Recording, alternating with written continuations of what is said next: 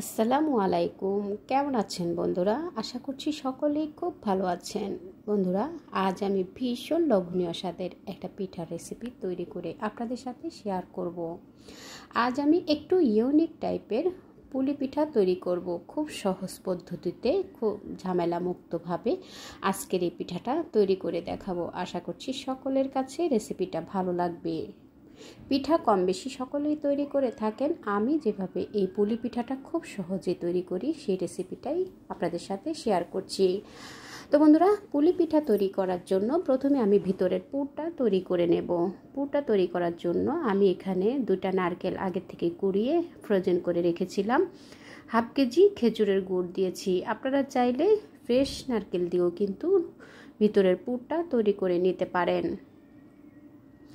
এখন আমি কিছুক্ষণ জাল করে খেজুরের গুড়ের সাথে নারকেলটাকে কিছুক্ষণ জাল করে নিয়ে ভিতরে পুরটা তৈরি করে নেব। কিছুক্ষণ জাল করলেই কিন্তু গুড়টা গলে গিয়ে নারকেলটা সুন্দরভাবে কুক হয়ে যাবে, সুন্দর একটা ফ্লেভার আসবে। এবং আমি একটু বাইন্ডিংয়ের জন্য এখানে কিছু চালের গুঁড়ো দিয়েছি। আমি শুকনো তাওয়ায় 1 মুঠো চাল ভেজে নিয়ে এরপর আমি শিলপাটাতে বেটে গুঁড়ো করে নিয়ে সেই চালের গুঁড়োটার সাথে ব্যবহার করেছি স্বাদ মতো কিছুটা লবণ দিয়ে আমি ভিতরের পুরটা তৈরি করে নিয়েছি। বন্ধুরা, আপনারা চাইলে এই পুরটা খিসা তৈরি করে নিয়েও কিন্তু তৈরি করতে পারবেন এই পুলি পিঠাটা।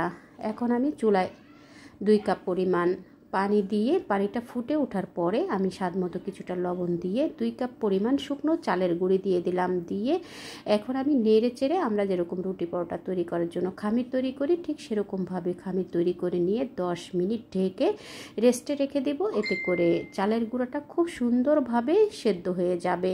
ঢাকনা দিয়ে ঢেকে রেখে দিলাম। 10 মিনিট পর এখন আমি একটু গরম থাকা অবস্থায় একটা ছড়ানো প্লেটে ঢেলে নিয়ে চালের কাইটাকে ভালোভাবে মথে নিচ্ছি। আর এই কাজটা কিন্তু একটু গরম গরম থাকা অবস্থায় করে নিতে হবে। এতে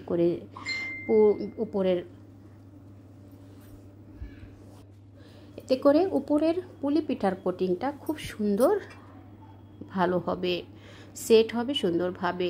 এখন আমি সেখান থেকে ভালোভাবে মথে নেওয়ার পরে আমি একটু পুলি পিঠার তৈরি করার জন্য আমি কিছুটা খামির নিয়েছি। নিয়ে আমি কিছুটা লিচি কেটে নিয়ে এভাবে গোল করে একটু ভিতরে পুর দিয়ে হাতে চেপে চেপে এভাবে করে চেপে নেওয়ার পরে ভিতরে পুর দিয়ে দিলাম। যে যতটুকু পুর খেতে পছন্দ করেন সেই অনুযায়ী, বা পিঠাটা যে যতটুকু সাইজ পছন্দ করেন সেই অনুযায়ী ভিতরে পুর দিয়ে এরপরে এইভাবে করে মুড়িয়ে নিয়ে এভাবে আমি ডিজাইনগুলো তৈরি করে নিচ্ছি। বন্ধুরা, আপনারা এভাবে চাইলে পুলি পিঠার নতুন ডিজাইন করে নিতে পারেন। আমি একটা শোন দিয়ে এভাবে করে ডিজাইন তুলে নিয়েছি। বন্ধুরা, এটা দেখে বুঝে নেবেন। কিছুটা কাই হাতে নিয়ে একটু চেপে চেপে সুন্দর করে একটু চেপে পিঠাটাকে একটু বড় করে নিয়ে চ্যাপটা করে নিয়ে এরপরে ভিতরে পুর দিয়ে দিলাম। দিয়ে এভাবে হাতে গোল করে নিয়ে একটু দেখে বুঝে নেবেন। এরপর আমি শোনটা দিয়ে ডিজাইনটা তুলে নিচ্ছি। বন্ধুরা, ডিজাইনটা আমি আমার পছন্দ মতো করে নিচ্ছি। আপনারা আপনাদের পছন্দ মতো যে কোনো ডিজাইন তৈরি করেই কিন্তু পুলি পিঠাটা তৈরি করে নিতে পারেন। তো খুব সহজেই যাতে সবাই তৈরি করতে পারে সেভাবে কিন্তু আমি ডিজাইনগুলো তৈরি করে নিয়েছি। একইভাবে বাকি পিঠাগুলো আমি তৈরি করে নিয়েছি। তো বন্ধুরা, এভাবে আমি আমার পছন্দ মতো ডিজাইন করে পিঠাগুলো তৈরি করে নিয়েছি। আমি কিছু পিঠা এখন ভাপে সেদ্ধ করে নেব।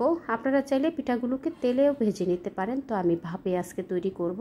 তো পিঠাগুলোকে আমি এখন ভাপে দেওয়ার জন্য চুলায় পর্যাপ্ত পরিমাণে পানি দিয়ে এরপর আমি উপরে একটা স্ট্রেনার দিয়ে দিলাম। স্ট্রেনারটাকে আমি একটু তেল দিয়ে এভাবে করে ব্রাশ করে নিচ্ছি যাতে করে পিঠাগুলো তুলে নিতে সহজ হয়।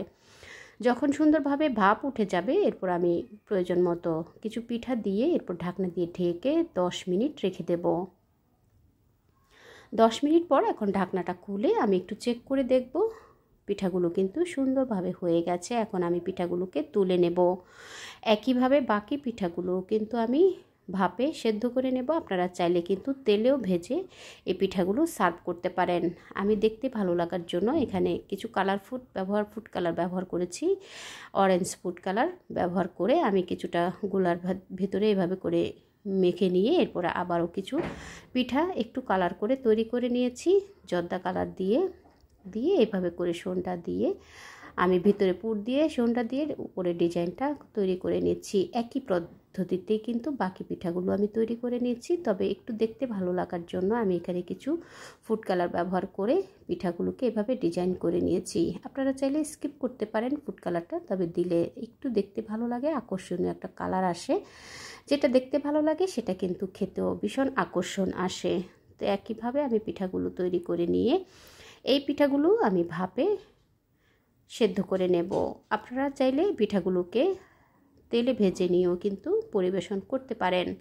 তো বন্ধুরা, একইভাবে আমি বাকি পিঠাগুলো সব তৈরি করে নিয়ে সাদাগুলো আমি আগেই ভাপিয়ে নিয়েছি। এখন আমি একটু কালার করেছিলাম যেগুলো, সেগুলো কিন্তু একটু ভাপিয়ে নিচ্ছি। ভাপিয়ে নিয়ে একইভাবে বাকি পিঠাগুলো তৈরি করে নেব। বাকি পিঠাগুলো ভাপিয়ে নিয়ে সার্ভিং ডিশে তুলে দেখিয়ে দিচ্ছি। দেখুন বন্ধুরা, দেখতে কতটা আকর্ষণীয় হয়েছে। দেখতে যতটা আকর্ষণীয়, খেতেও কিন্তু ভীষণ মজা। এই পিঠাগুলো আপনারা তৈরি করে ভাপে সেদ্ধ করে গরম গরম সার্ভ করতে পারেন। যদি এই পিঠাগুলো ঠান্ডা হয়ে যায় সেক্ষেত্রে আবারও কিছুটা চুলায় গরম পানি বসিয়ে দিয়ে স্ট্যানারের উপরে 2-3 মিনিট রেখে একটু গরম করে নিলেই কিন্তু পিঠাগুলো আবারও নতুন পিঠার মতো তৈরি হয়ে যাবে।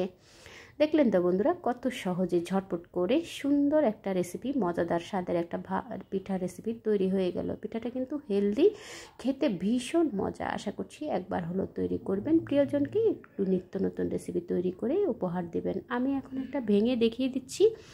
দেখুন বন্ধুরা, দেখতে ভীষণ আকর্ষণীয় হয়েছে, আর খেজুরের গুড় দিয়ে যেহেতু করেছি তাই এটার ভেতর থেকে খুব সুন্দর একটা ফ্লেভারও কিন্তু এসেছে। আশা করছি এভাবে তৈরি করবেন। কেমন হলো কমেন্টস করে জানাবেন। আপনাদের লাইকস এবং কমেন্টস আমার নিত্য নতুন রেসিপি তৈরি করতে ভীষণ উৎসাহ দেয়। দেখা হবে পরবর্তী রেসিপিতে। আল্লাহ হাফেজ।